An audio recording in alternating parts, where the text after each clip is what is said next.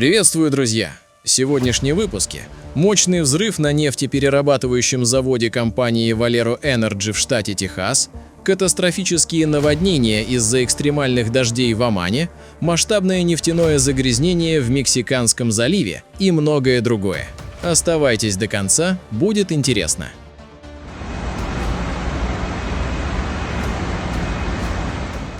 Мощный взрыв и последовавший за ним крупный пожар произошли на нефтеперерабатывающем заводе компании Valero Energy в городе Порт-Артур, штат Техас, вечером в понедельник. Инцидент на одном из крупнейших предприятий США, способном перерабатывать до 435 тысяч баррелей нефти в сутки, привел к выбросу густого черного дыма, который был виден за несколько километров. По свидетельствам очевидцев, взрывная волна была настолько сильной, что в домах местных жителей задрожали стены и зазвенели стекла. Сразу после происшествия власти округа Джефферсон ввели режим чрезвычайной ситуации и распорядились о введении приказа укрыться на месте для жителей западной части Порт-Артура, а также районов Плежер-Пайленд и Себен-Пэс. В рамках мер безопасности были перекрыты участки автомагистралей 82 и 87. Власти сообщили, что по предварительным данным причиной ЧП могли стать технические неполадки в работе промышленного обогревателя, приведшие к выбросу и воспламенению углеводородов. Представители Valero подтвердили, что в ходе инцидента никто из сотрудников не пострадал, а весь персонал был оперативно эвакуирован. Часть мощностей завода остается временно законсервированной для проведения ремонтных работ и оценки ущерба. Данное происшествие стало вторым серьезным инцидентом в промышленном секторе Техаса за последние 2 недели. Ранее, 12 марта, крупный пожар вспыхнул на химическом предприятии Bayport Choate компании LyondellBasell в Пасадине. Там причиной возгорания стал технологический сбой, вызвавший утечку легковоспламеняющегося вещества с последующим воспламенением от факельной установки. Череда аварий на фоне нестабильности мировых цен на энергоносители уже вызвала обеспокоенность экспертов рынка, которые опасаются перебоев в поставках топлива и дальнейшего роста стоимости бензина. В настоящее время по обоим инцидентам проводятся федеральные расследования.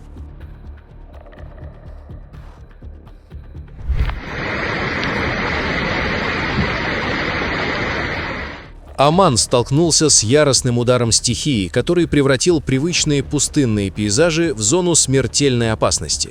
Официальные службы подтвердили гибель как минимум 5 человек в результате сокрушительных внезапных наводнений, вызванных аномальными тропическими ливнями. Самая масштабная трагедия разыгралась в вилаяте Барка, где мощный поток воды, возникший буквально из ниоткуда, подхватил и унес внедорожник, в котором находились 10 человек. В ходе спасательной операции, проходившей под проливным дождем, бойцам гражданской обороны удалось вырвать из лап стихии 7 выживших, однако для 3 пассажиров это путешествие стало последним. Их тела были обнаружены поисковыми группами ниже по течению лишь спустя несколько часов. Параллельно с этим пришло трагическое известие из вилаята Аль-Маавиль. Там разбушевавшаяся вода превратила дорогу в ловушку для еще одного автомобиля. Машину смыло в глубокое русло паводковыми водами, в результате чего погибли 2 человека. Власти султаната подчеркивают, что коварство таких наводнений заключается в их молниеносности. Сухие русла рек заполняются водой за считанные минуты, превращаясь в неуправляемые потоки, способные переворачивать многотонную технику. На фоне продолжающихся ливней, затронувших сразу несколько ключевых регионов страны, полиция и службы экстренной помощи переведены на усиленный режим работы. Жителей и туристов настоятельно призывают избегать низин и не пытаться пересекать водные преграды. В национальном парке Королевы Елизаветы в Уганде мирная водная прогулка едва не обернулась трагедией. Разъяренный бегемот устроил погоню за туристическим судном. Лишь благодаря мгновенной реакции экипажа, который вовремя заметил угрозу и быстро увел судно в сторону, атака захлебнулась в каскаде брызг. Бегемот остался позади, но этот случай вновь напомнил, что за образом неповоротливого добряка скрывается одно из самых опасных животных планеты. Несмотря на внешнюю неуклюжесть, бегемоты официально признаны самыми агрессивными крупными млекопитающими Африки, защищающими свою территорию с яростью, превосходящей львов или крокодилов.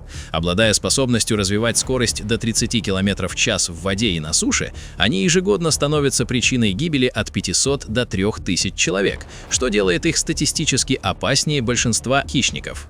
Эксперты национального парка подчеркивают, что нападения часто происходят без видимых провокаций, особенно в засушливые периоды, когда борьба за водные ресурсы обостряется. Этот инцидент в Уганде стал суровым уроком для любителей экзотики. В дикой природе грань между захватывающим сафари и борьбой за выживание может стереться в считанные секунды.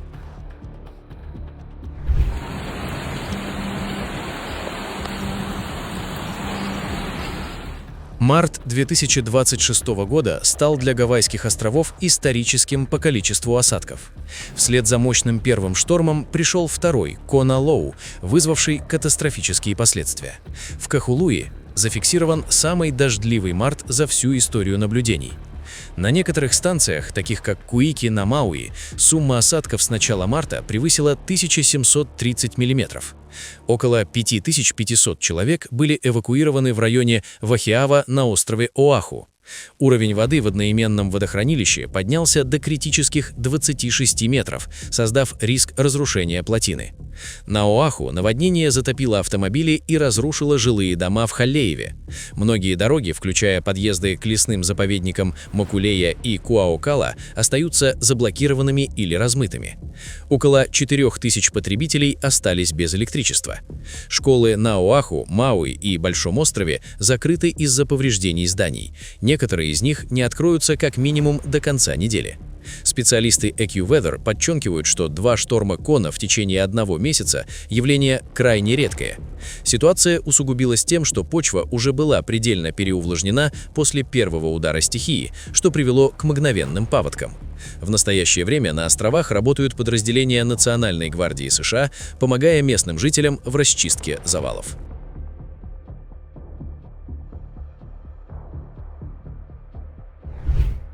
В понедельник в 20 часов 24 минуты по московскому времени с государственного испытательного космодрома Плесецк был осуществлен первый масштабный пакетный запуск 16 космических аппаратов серийной группировки «Рассвет».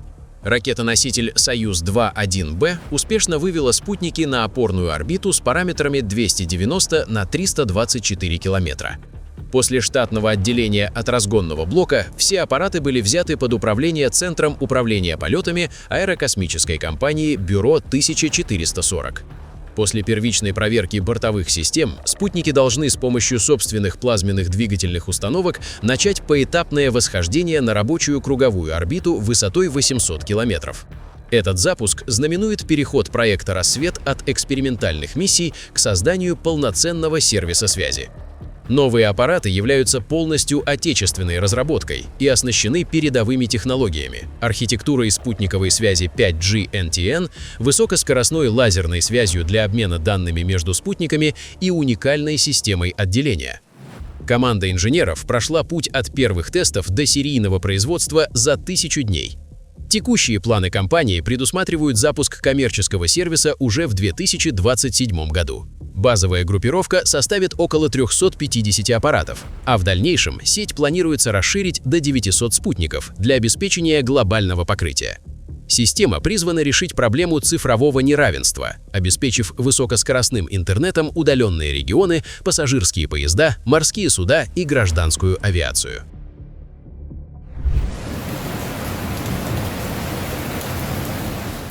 Настоящий природный хаос обрушился на бразильский штат Парана. Эпицентром первого удара стихии стал город Иваи-Поран, где небо внезапно почернело и на жилые кварталы обрушился штормовой ветер в сопровождении ливня.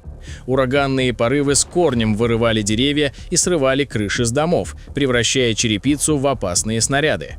Основной удар пришелся по энергетической инфраструктуре. Падающие стволы буквально срезали линии электропередачи, оставляя целые районы в полной темноте. По данным компании Копал, масштаб разрушений сети оказался серьезным.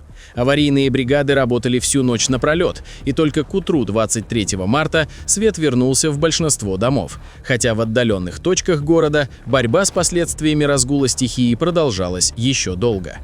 Однако на этом испытания для региона не закончились. Вечером того же дня стихийный фронт сместился к муниципалитету Санто-Антонио-ду-Судоэсте, обрушив на него тропический ливень. Всего за короткий промежуток времени на город вылилось более 85 мм осадков, норма, на которую обычно уходят недели. Низинные районы мгновенно превратились в бурлящие реки, вода бесцеремонно вторгалась в жилые дома и затапливала припаркованные автомобили. Движение по ключевым магистралям оказалось парализовано. Спасатели едва успевали расчищать завалы из поваленных деревьев. Однако, несмотря на масштаб разрушений, власти штата сообщают об отсутствии пострадавших или погибших. Жители Параны уже приступили к ликвидации последствий. Метеорологи тем временем внимательно следят за новыми формированиями облаков над Атлантикой. В Тихом океане в районе островного государства Тонга во вторник было зафиксировано мощное землетрясение, ставшее самым сильным сейсмическим событием в мире с начала года. По данным Геологической службы США, подземные толчки произошли в 15:37 по местному времени. Эпицентр стихии находился примерно в 153 километрах к западу от города Неафу, второго по величине населенного пункта королевства, и в 283 километрах к северу от столицы страны Нукуалофы. Очаг залегал на глубине около 237 километров, что позволило избежать катастрофических последствий на поверхности. Несмотря на высокую магнитуду, которую специалисты изначально оценили в 7,6, а позже скорректировали показатель до 7,5, Тихоокеанский центр предупреждения о цунами оперативно сообщил об отсутствии угрозы разрушительных волн. Сейсмологи пояснили, что из-за большой глубины залегания очага вертикального смещения больших масс воды, необходимого для формирования цунами, не произошло. Тем не менее, сразу после первых толчков в столице Нукуалофа сработали сирены экстренного оповещения, а Национальное управление по чрезвычайным ситуациям Тонга призвало жителей низменных прибрежных районов временно переместиться на возвышенности или вглубь островов в качестве меры предосторожности. Сообщений о жертвах, пострадавших или серьезных инфраструктурных разрушениях на данный момент не поступало. Жители островов Вавау и Тонга-Тапу ощутили сильные колебания почвы, однако, по данным местных властей, строения выдержали удар. Специалисты продолжают мониторинг сейсмической активности в регионе, который входит в так называемое Тихоокеанское огненное кольцо, зону с самой высокой интенсивностью землетрясений и вулканических извержений на планете. Сейсмологи подчеркивают, что глубокие землетрясения такой мощности часто ощущаются на обширных территориях, включая соседние Фиджи и Самоа, но крайне редко приводят к серьезным повреждениям зданий. В понедельник яркий метеор, излучавший интенсивный изумрудный свет, прорезал предрассветное небо над Тихоокеанским побережьем США. Вспышка была зафиксирована камерами наблюдения и видеорегистраторами сразу в нескольких штатах, включая Орегон, Вашингтон и северную часть Калифорнии. Очевидцы из Портленда и Сиэтла описывали зрелище как ослепительный шар с длинным хвостом, который двигался с севера на юг и полностью исчез за горизонтом в течение нескольких секунд. Сейсмологи и специалисты Американского метеорного общества получили сотни отчетов в течение часа после инцидента. По предварительным данным экспертов из Орегонского музея науки и промышленности, характерный зеленый оттенок метеора свидетельствует о высоком содержании магния и никеля в его составе, которые при входе в плотные слои атмосферы на огромной скорости вступают в реакцию с кислородом и сгорают. Скорость объекта оценивается примерно в 72-80 тысяч километров в час. Это событие стало логическим завершением аномально активной недели болидов в США, начавшейся с мощного взрыва метеора над Огайо 17 марта. Ученые НАСА поспешили успокоить общественность, заявив, что серия падений небесных тел в разных частях страны в конце марта 2026 года является случайным совпадением и не связана с прохождением Земли через какой-либо известный метеорный поток. Тем не менее, такая частота ярких событий вызвала небывалый интерес у астрономов-любителей. Масштабное нефтяное загрязнение в Мексиканском заливе приняло серьезные масштабы, достигнув протяженности 630 километров вдоль береговой линии от штата Верапрус до Табаско. По данным спутникового мониторинга, проведенного с помощью датчиков MODIS на аппаратах Terra и Aqua, нефтяное пятно, возникшее в результате аварии на платформах государственной компании Pemex в заливе Кампече, отчетливо прослеживается на утренних и вечерних снимках. На текущий момент зафиксирована 51 локация с массивными скоплениями нефти, что оказывает разрушительное прямое воздействие на хрупкие морские экосистемы и жизнедеятельность местных прибрежных сообществ. Мексиканское отделение Greenpeace охарактеризовало ситуацию как неконтролируемый разлив, подчеркивая, что в зону бедствия попал уникальный юго-западный рифовый коридор. Несмотря на заявление руководства Pemex о завершении очистки пострадавших районов на 85%, данные независимых наблюдателей и организации Reef Corridor Network опровергают эти цифры. Местные жители сообщают, что новые порции нефти продолжают прибывать на побережье, а многие удаленные пляжи и коралловые рифы до сих пор остаются без внимания ликвидаторов, что ставит под угрозу биоразнообразие региона. Экологические активисты и экспертное сообщество требуют от властей и нефтяного гиганта незамедлительных и решительных действий.